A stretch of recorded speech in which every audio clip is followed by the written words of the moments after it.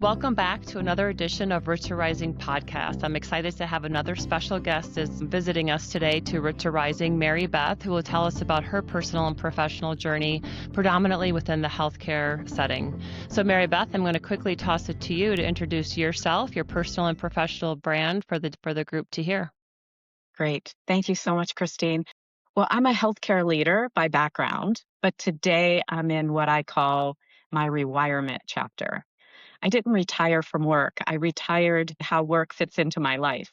So my brand is about intentional leadership, choosing where I put my energy, where it goes, and aligning work with what truly matters. Today, that shows up in board work, strategic advising roles, and partnering with organizations focusing on making a difference in healthcare. That's a great professional and personal brand all combined into one. And I love the words intentional leadership. Think everyone would love to get to that end point of their career or would like to learn it now as we navigate through our professional journeys. And hopefully Mary Beth's discussion today will help some of us learn what she's learned over the years in her experience and hopefully implement some of that intentional leadership now. So, Mary Beth, before we kind of dive into how you got here, tell us a little bit of, when you went to school, how you picked the college, what major you chose. As today, our listeners, many of them are college students, either struggling to figure out what they want to do, how they want to do it, and what career path they chose. So, if you could tell us a little bit more about how you got into your major in college and how you got to the college that you chose.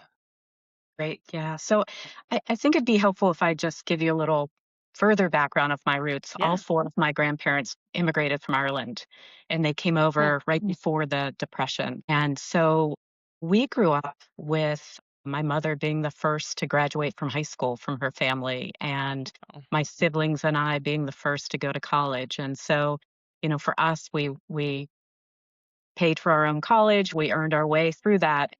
I originally was a computer science major at a time when folks were graduating without jobs. And so I thought, boy, I better look for another career. And I had worked at a small independent pharmacy in high school. And so I had thought, why won't I just go and be a pharmacist? And so I went back to my home city in Pittsburgh, Pennsylvania, and went to the University of Pittsburgh School of Pharmacy.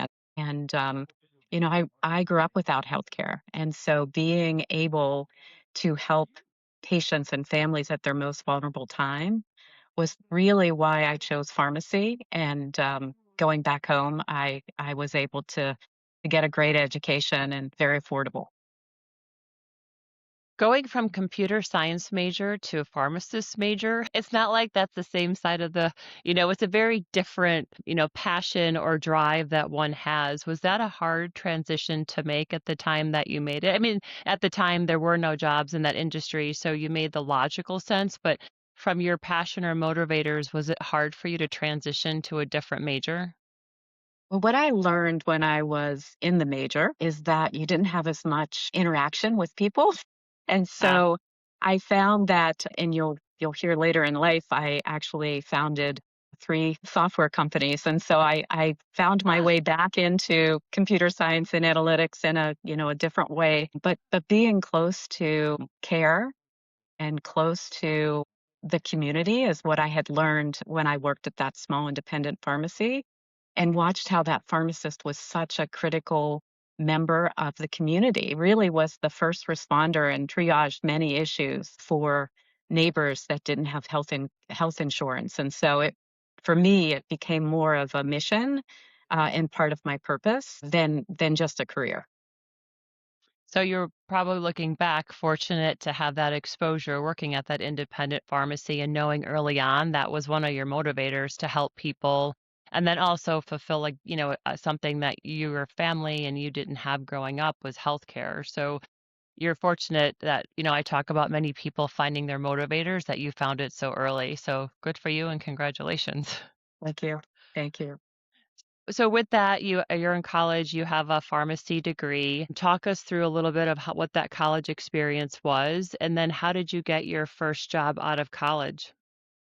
Yeah. So Pharmacy back in the day was a 5-year program. Now it's 6 years, and it really was about understanding kind of holistically the whole patient and understanding how important a pharmacist was in that journey. And so I was fortunate. I was doing my clinical rotations at the hospital literally across the street from the School of Pharmacy, and in February was offered a job when I graduated in May. And so I was part of the fortunate that was able to get a job right out of college. And really was just a great foundation for the rest of my career, being able to be in a hospital that was a standalone hospital and later became a health system and a health plan and more of an integrated system. So I got to see the first view of integrated healthcare early in my career. And now, so what it's come to today, right? In terms of integrated healthcare. So can you talk us through any challenges throughout your college journey, being in a pharmacy major, pharmacy school that you had to deal with, and anything that you had to overcome that was a challenge? And then what did you do? What skills or what tools did you use to help yourself overcome those challenges? Yeah, so just about a few months out of college, my mother was diagnosed with cancer, Mm. stage 4, and in 4 months she was gone. Oh, I'm And sorry. so I was able to see early in my 20s just how finite things were. So I really early in my career, I looked at all of the different hurdles that women face, not that men don't, but women face is, how do you prove your value, your readiness, your capability, um, and how are all of those embedded in the culture of the organizations that you work in? And I saw the importance of being an advocate for patients through my mother's care. And later, in my sister was diagnosed with glioblastoma, which is normally a brain cancer. And she presented in her spine. And I Mm. saw early on in her care, and this was in about 2018, that the need to be such an advocate for your own care with the fragmented traditional healthcare system. And so seeing how she had to struggle every time she needed a scan to convince them that she needed it in her spine and her brain. Just the energy that had to go into traditional healthcare and being your own advocate. And so that's probably the biggest challenge. Hmm. I actually took a year off from work and spent time with her and navigating her care. She ended up at the NIH, and that was an integrated health system, Hmm. the National Institute of Health, and she was in a study not because it was going to mean that she could get a cure, but that she could contribute to science. Uh, Just saw that selflessness and her willingness to be part of that journey really inspired me, and really that challenge led me to move with my family across the country from Pittsburgh to California and join Kaiser Permanente, probably the biggest integrated health system mhm. and integrated care delivery system, uh, and it was all because of the need to reduce that friction that many members Hmm. find throughout their journey. And it also has caused me in this part of my chapter of Rewirement to become a board member, a founding board member of a company that's looking at how do you remove friction from Hmm. scheduling and from getting that approval for the scans and the care that you need. So it's really stuck with me all this time, the importance of trying to make healthcare better. You have an interesting perspective because not only did you have impact of healthcare throughout your personal life, right? Not having healthcare, having your mother's cancer, having your sister's cancer, but then also having a professional career within the healthcare system. And being in healthcare, corporate healthcare, you know what goes on, right? You know how it works, but yet even though you knew how it worked, it didn't matter because the patient, your mom and your sister still had impacts for the lack of integration, of the healthcare system today. So it's a very unique perspective that you have and awesome that you're sitting on those boards to help contribute to make it better in the future. So when you were in your first job, right out of college, Maybe talk us through a little bit of what that experience was like, what got you to the second job, and then maybe just throughout your professional career, you were at a couple different healthcare organizations. What made you make the next jump from the next one job to the next, and what were those transitions like? Yeah, that's a great question. I hear that from many, and that many leaders are very capable, but don't Yep. always feel that they're permitted to take the next step Hmm. or that they're supported in taking the next steps. And so they kind of feel like they're invisible rules where what's acceptable to be different or what's acceptable to continue Yep. to grow. And I found myself 6 months out of pharmacy school going for my first management job where I was the youngest in the department. And what gave me kind of the permission to even apply was really the drive to look at the efficiency of what was going on in our department. And I was fortunate to have a director that was looking for change and was looking to add efficiencies and automation and other components into the environment. And so, because of that, I was given an opportunity, and probably the first mentor of my career as a professional, and really believed in. And I was one of 6 new managers and believed in us, mentored us, coached us, got us ready for difficult situations. I always kid that that was my best residency. That wasn't an official residency because of the belief that that director had in us, and she just was a phenomenal leader and wanted to pour that expertise into others, and that really made a difference in that first role. And then other roles That I found through networking, like just my next job I found through when I was finishing my master's work in public policy and management at Carnegie Mellon University. My end capstone professor was looking for a new pharmacy leader. And so just having that connection really helped to pave the way for being introduced into that role. And I think networking was really what Yep. brought me to every role that I had throughout my career is being able to network and having not only mentors but sponsors. Sponsors are Mentors are those that help you with your career. Sponsors are those that speak for you when you're not in the room and really connect Yep. you to next opportunities, and that really made a difference for me. Yeah, that's an important differentiator. I think that's a probably a difference of sponsor and mentor that many people don't know, especially maybe the younger generation. But there is a difference of the two types of people, one to learn from, and then one, like you said, to help advocate to if you're not in the room for that next position or for you as a professional to support you for that next step. So that's an important differentiator. I want to go back to something you said. You said you had permission, or you felt permitted to take the next step to go into that next role as a leader. What do you think allowed you to feel that you had the permission to take the next step? What kind of confidence or what was the context that you felt that you were allowed to? Because not many women specifically allow themselves to either take that risk because they don't believe they have the full qualifications or they don't have the full amount of experience or there's 85 things on the job description and they only cover 82 of them, right? So why do we talk ourselves out of it is kind of what I'm getting at. And the flip side to you is you felt like you were permitted. So what was going through your mind that allowed you to have the permission to move forward and to take that risk?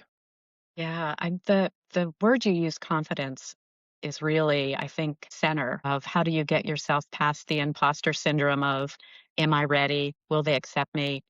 Can I lead differently? But as confidence grows, as you go through your career and you get more experience and you're able to prove your abilities, but also lean on your experience, that confidence really helps you realize that you don't need permission to choose, even if others don't understand or approve of your next direction. The other thing I did early on is I kind of assembled my own personal board of directors. Mm. These were peers or close friends that would help me think about new opportunities and help me to evaluate if I really was ready, if I really wanted a job, because sometimes you get offers and you think, "Oh, I should jump at this," and they kind of Yep. talk you back. But that personal board of director concept, I would highly recommend that those that are going through their career think about it. Think about mentors that they've had along the way. Think about sponsors they've had along the way, and keep in touch with them and really help. They help you think through kind of the pros and cons of new opportunities. That's a great idea. A personal I love it, personal board of directors. Was your personal board of directors diversified in terms of different professional, opportunities? Like, did they were they different types of people? Because that's also you go to where you hear positive, comfortable feedback. So, how do you make sure your personal board of directors is diversified so you hear all sides of the story? Yeah, I mean, that's a great point. You do wanna get folks that are going to just be real with you, be honest about opportunities or about what you think are your strengths, but more importantly, how to help you get past your limitations.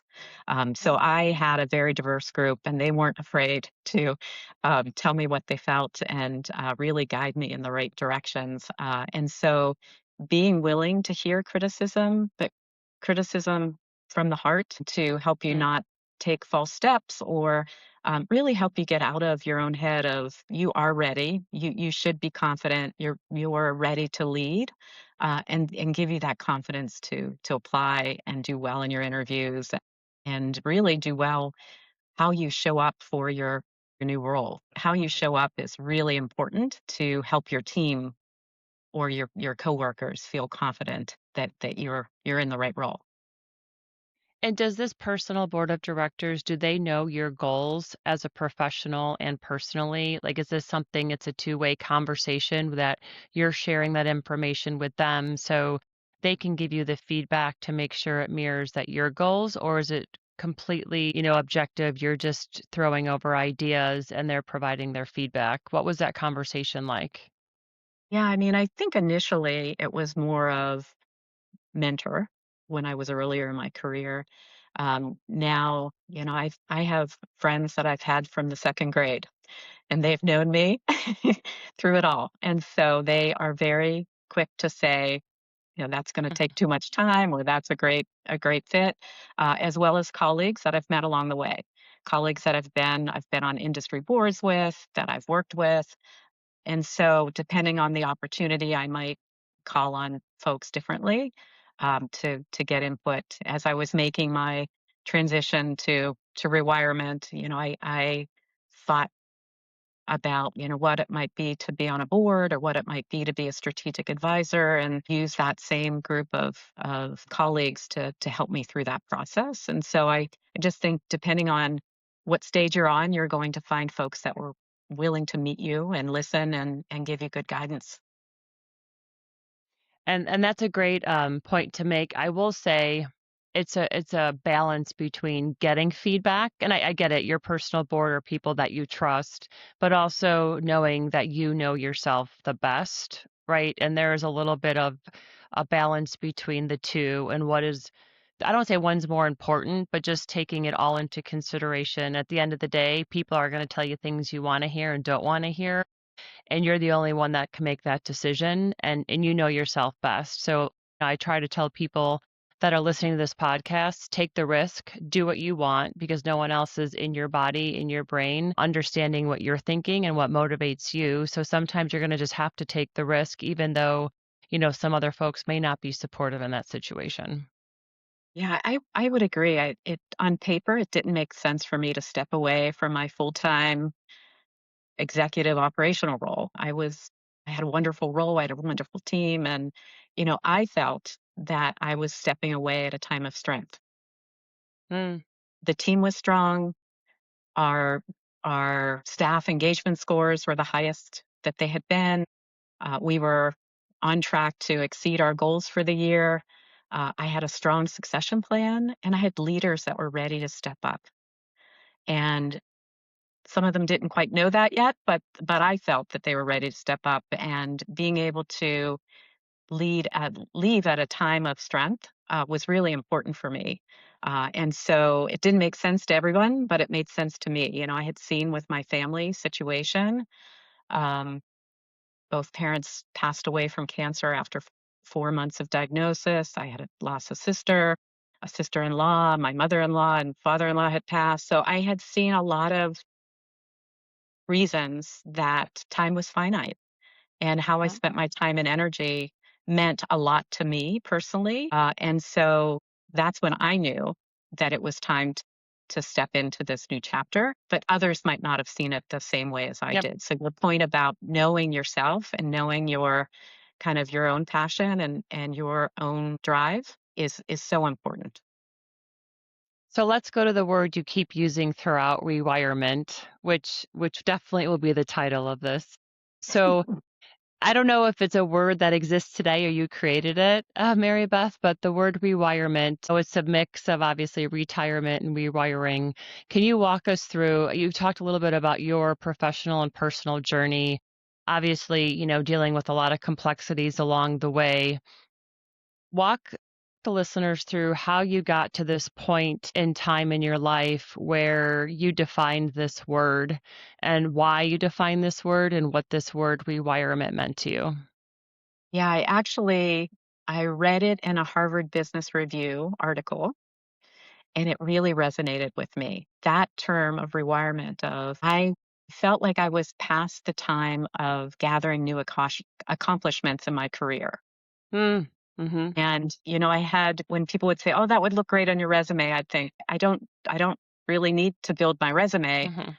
And so I really wanted to think about how I spent this chapter of my life, both personally and professionally. I made it through COVID. I was the supply chain leader for Kaiser during the COVID Mhm. crisis, and that was not the best time to be the supply chain Right. leader of, one of the largest systems in the US that required sometimes 10% of the demand for any product. Yep. And I was fortunate my children were finished with college and they had launched their own careers and they were doing life in a great way. And so um, the term rewirement for me meant that I could really rewire how work fit into my life, and really focus on passion projects and projects that spoke personally to me, of where I wanted to put my energy. And so that kind of created a journey, probably a 2-year journey before I actually left my role, to think about what I wanted to do next, and move to board work and strategy work. So a lot of people try to integrate their personal goals into their current professional life, starting at their younger age, these 30s, etc. When you got to the point where you realized you read that information and you had the idea of rewirement, why now take time to pause and integrate that? And is there any way, thinking about how we can communicate to the younger generation that may be just starting out professionally, how do we get to that point earlier so that it's not, work for 20 years or so, then at this end point you can transition and focus on both personal and professional? Is there a way to have your personal passion involved or added on to your professional? Yeah, there is a way. For me, I was looking that time isn't unlimited. And so when you have a full-time position, especially an executive full-time position, it takes the majority of your focus. And Mhm. so the thought of work-life balance is a little different. There's the balance is how do you fit kind of the personal work in or personal life into your work life. And so when I looked at it, I wanted to recast that and really I wasn't looking at a crisis to change my priorities or some other health issue that would change it. I wanted to intentionally change it. And as I think of younger in my career, I have really looked at prioritizing family and prioritizing. And I took a year off with my sister. It was because I wanted to be present and I wanted to make that my priority. Um, and so, how do you work that your priorities and your passions into your day to day? It's different for everyone. And so if you're starting off in your career, what do you focus on? And some of that is in what you say no to.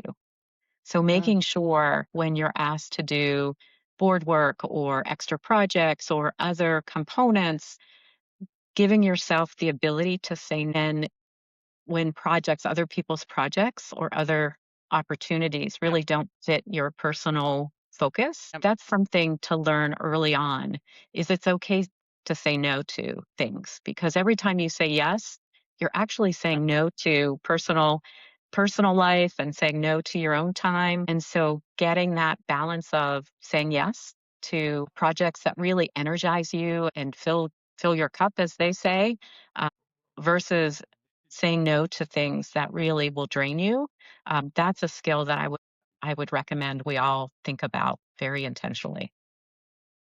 Yeah, and you actually commented on that when you talked about your brand early on about intentional leadership. And that is definitely something that is applicable, for anyone, men or women at any age. I mean, I even teach that with my team today is you don't have to be everything to everyone all the time. You have to pick obviously in a job you have to align with the company's priorities and that team's priorities, but you don't have to do everything and you have to be able to say no and then be okay with saying no. But why do you think over time that we've built this professional environment where we feel like or let me ask a different question. Between men and women, do you think like women have to say yes to things more often and they have a harder time saying no than a man? Or do you think it's gender neutral and we both take everything on? I would say probably yes to all of it. It's situationally. I think we all find ourselves in a situation where we feel like we have to say yes to get to the next level or have to say yes Mm, to appease your family or appease your mm, colleagues or another department comes to you and they drop, their priority on your lap and you're just naturally supposed to say, "Okay, we'll say yes to that." And so building a culture where you can say no, or you can say, "We can do that, but we have to get through our priorities first, and so we yep, can do that in 6 months, or we can do that in a year." And giving yourself that space and that ability. I had our team in my last role read the book Effortless, and others read the first book, Essentialism, by Greg McKeown, and it really talks about doing less with more impact, yep, being able to say no and be very intentional so that you are focused on impact, you're focused on the mhm, value of a project and getting rid of non-value added work. And so giving yourself kind of that the ability and space to be intentional about where you put your effort or your team puts their effort is helpful. mhm. And over time, those that interacted with our department really understood why we would say no. Didn't always like it, but what understood, and we were able to do so much and add so much value for our organization, that there was an appreciation for that approach. Yeah, and if you think about it, if every department or every group led that way, they would each adhere to their own priorities. And I would guess a lot more would get done because everyone's adhering to their own priorities and moving forward versus having, more of the quantity versus the quality of things getting done. And your point that intentional leadership is just not applicable in the professional spectrum, but you have choices every day in your personal life to be intentional and you have the ability to choose who you're going to be around that gives you energy, that gives you motivation, that gives you honest, authentic feedback versus, the sense of obligation or the sense of you have to. I think that's very important, especially for women to hear that the intentional leadership should be applied across your whole life. And it's hard to think about that because a lot of, women, and I'll just give my opinion and happy to hear your counter here, but they are people, they want to make everyone happy. They're people pleasers. They have a sense of, wanting to make sure everyone around them is taken care of. And that it's just for many of us, it's just this natural inclination that we have. So it's hard for us to say, we can't take care of everyone. We can't be everything to everyone. But I think to start that out at a younger age is more important to set your boundaries because then people understand where you sit and the expectations that you have in your life and who's part of your life and who's not. But I'm interested to hear your opinion on that in terms of the sense of, how we help explain that to younger generation women to allow themselves to be intentional personally and to create boundaries for themselves.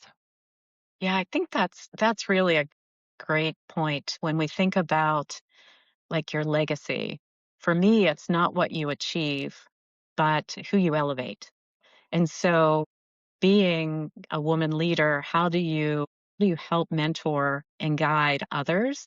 How do you build teams that are high functioning but that have a strong, healthy culture where everyone feels included, where you want to show up and you want to show up as a team. Those are all strong foundational components that if you learn it early on and you continually to revisit the thought of how do I help others, many times that comes right back to you when you need them the most. So I think that thinking about how you show up and how you set your boundaries, you might have boundaries. During COVID, we didn't have meetings at, between 7:30 to 8:30 in the morning because people needed to get their kids on Zoom calls. So how you show up as a leader and how you understand what others are going through is so Yep. important to build your brand and to build your career.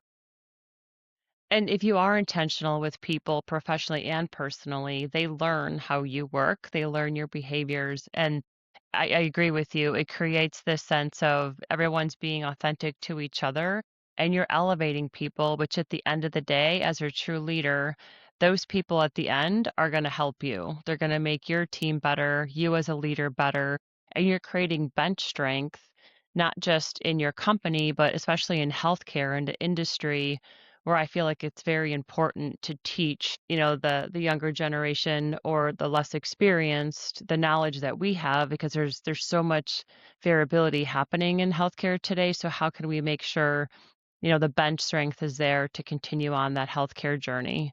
So I think that it's a two-way street and it works. We get energy from that if everyone's authentic and if everyone's intentional. It's just not the leader, going to their employees. Yeah, I couldn't agree more. So let's go back to the word rewirement. Where are you at today? So you're in rewirement phase, and we talked a little bit through of what that means to you and how you got there. So what does that look like today for you, and what are you during this phase of rewirement? Yeah, so I'm 6 months into my rewirement journey. I thought it would take me 2 years to get on a board or start my strategic advising, and I'm thrilled to tell you that I'm on 3 boards, very different, Congratulations. very different. They're all healthcare related, AI related, as well as some fundamental pharmacy specialty medication. I'm on the board that's helping to reduce fragmentation with a company called Arbiter, and they are doing some great work. And I think of my sister every time I hear a progress report. And then on one that's really looking at, how pharmacy could be very different in working with the FDA to do very different things. So wildly different boards. And then from a strategic advisor role, looking at how we can advance the pharmacy supply chain and supply chain, healthcare supply chain in general, and some work around the work that folks are doing with Medicare, with the star rating and with medication therapy management. And so very, very different. And what I'm leaning on now in this chapter is my experience. So it's not about proving my capabilities. It's about how do I extend my experience into offering great advice to organizations and making them better, and in the end, hopefully making healthcare better for many families and many patients.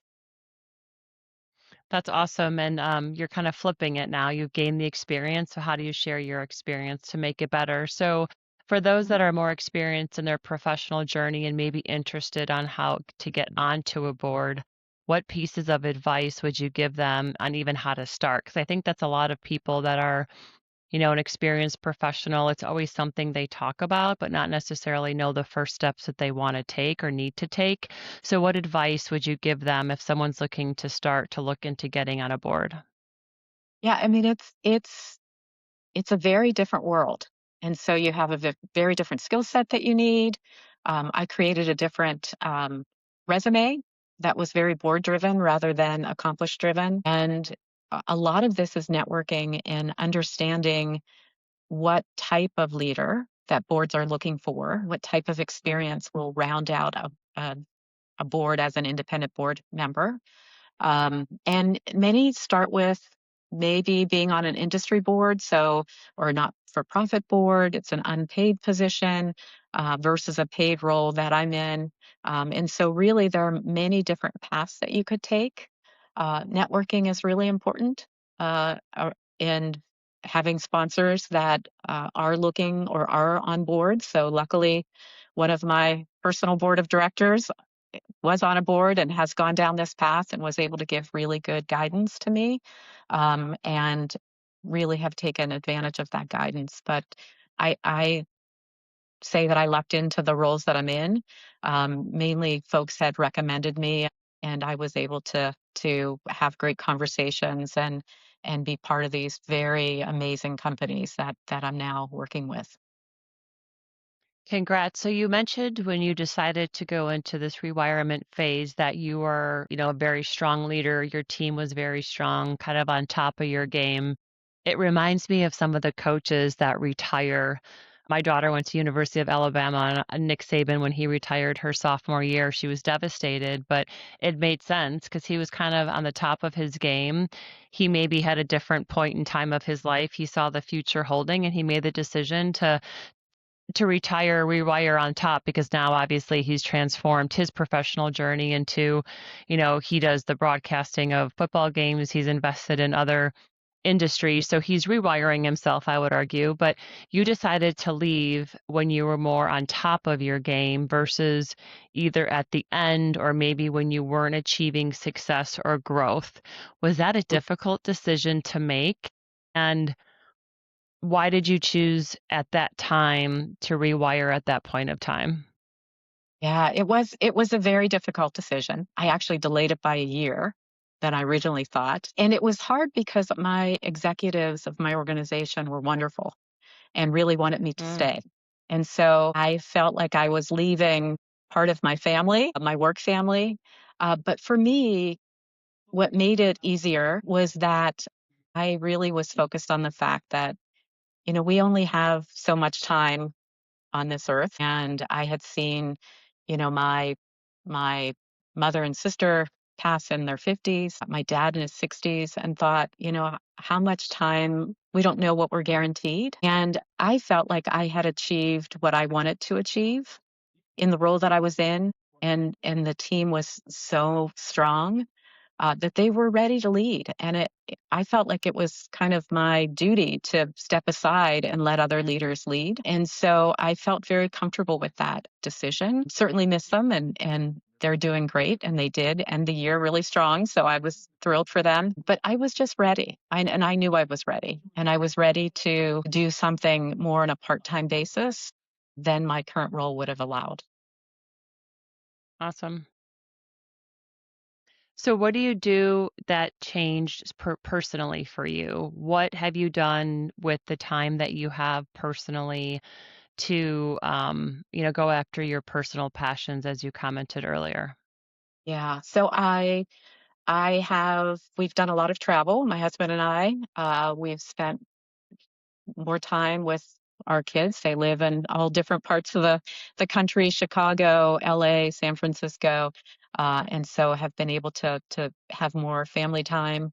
Um, and we have a place that I call it's beach adjacent. And so we've been able to be more intentional and spending free time and really just kind of rewiring how I think about my day. So not only on how work fits into it, but how I approach my day and where I spend my time. It's fascinating to see how quickly the day passes and you don't need to accomplish more than what's on your schedule. And that's okay. Giving yourself the ability to relax and Mhm. to take life a little slower has been a great gift. Congratulations. So, if couple more questions to wrap it up. If you were looking back at a younger version of yourself and you could have done something different, let's say in college or coming out of college, knowing what you know now, what would that be? Or if it's several things, that's fine too. What would you have done differently, if anything? I think I made the right path of switching to pharmacy. I think that really was my passion of being able to care for patients at their most vulnerable time and adding empathy and care to that journey. So I wouldn't change anything with my profession. I would say that maybe in the middle of my career, I would have given myself permission to take a beat and not be so career oriented and maybe have a better balance. And I would say that, although I will say halfway through my journey, I did decide to switch roles and go back to UPMC. And I was getting my doctorate at the time, but I wanted to be home with my kids for dinner, and I wanted to teach my oldest at the time how to drive, and so I have made intentional decisions to take a step back from my career, but maybe I would have done a little bit more of that. But give yourself grace for the journey that you're on and you're doing your best. And, give yourself the ability to take a pause and permission to step back if you need to, or step aside, or, you know, take a different pause if you need to. And it's okay to do that. It's okay to do that at the time of strength or even at the time of some health crisis or family member issues. Work will always be there, and you'll find meaningful work depending on the journey that you want to put yourself on for your next step. Yeah, that was my next question is what advice would you give the younger generation of men and women, that are either in college or getting into their, first job or their career path? What advice would you give them? And I do think it's important that there is no one path. What you create on a piece of paper in high school or college and you write out exactly, how your life's going to go, that doesn't exist. And there's ebbs and flows, peaks and valleys, and I think more so for a woman because I know for myself, it's a constant check in terms of at that point of time what my priorities are. I throughout my career, I worked throughout all three of my kids. And when I did have children, I knew at that time it wasn't right for me to take the next professional development step. I didn't take that bigger job because I knew my cup was full, like it was too much. And my priority was when they were little to be with them, still working, but I did pass by 3 to 4 opportunities for different roles, bigger roles. But because at Mhm. that time, I just knew myself, I couldn't do it. And it's this self checkpoint, and there's no right or wrong answer for anyone. Some women may be okay with that. There is no right or wrong, but there's this crazy path that goes like this, or it goes like this, and it's not a straight line. It's not linear. People have to be okay with that. It's messy, and let it be messy and adapt, and it's going to change over time. You make great points throughout this entire conversation that your experience and what you've learned along the way has gotten to, what you think today and where you're at, to be okay with where you're at in terms of rewirement. And you're going to have that experience is going to have you change maybe how you want to show up, and it's going to change your priorities of what you started out at 22 versus when you're at 51. And that's okay. It keeps it interesting, right? So I think you make great points for people to understand, just kind of adapt along the way as you learn more information, let it happen. And it's okay if it's not that straight and arrow line. But to go back to my question, but give yourself grace, we heard.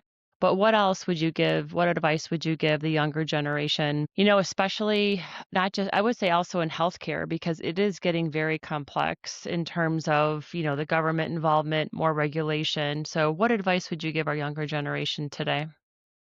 Yeah, I think, when you look at job opportunities, I tended to look at them based on skill sets that you would acquire from the job and not just the title.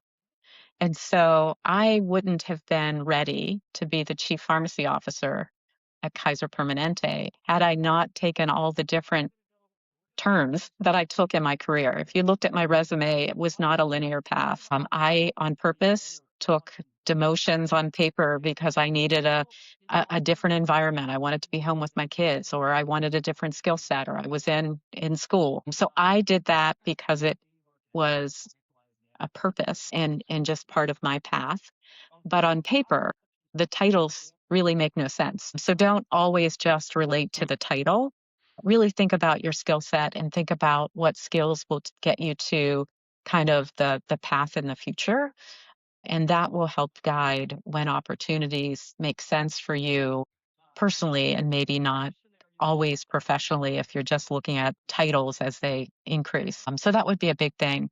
And it's difficult to get your first job, very difficult. And so rely on your network. Many times parents will say, I know somebody, or I can connect you with somebody. Take advantage of all of that. Mhm. Take advantage of other people's being willing to connect you and sponsor you to get that first conversation. And then you can get yourself the job. But getting that first conversation and not just getting in the trap of, the AI application online, sometimes you don't have the right buzzwords on your application, you won't get the interview. So I would say try to use that outside communication to your advantage. That's great advice. And so, Mary Beth, this was a great conversation. Thank you for sharing your personal, professional journey and your rewirement journey. It was great having this conversation. And as a reminder, this is Root to Rising podcast that creates a platform for women to share their stories, for other women to learn, grow, and find their true purpose. Thanks, Mary Beth. Thank you, Christine.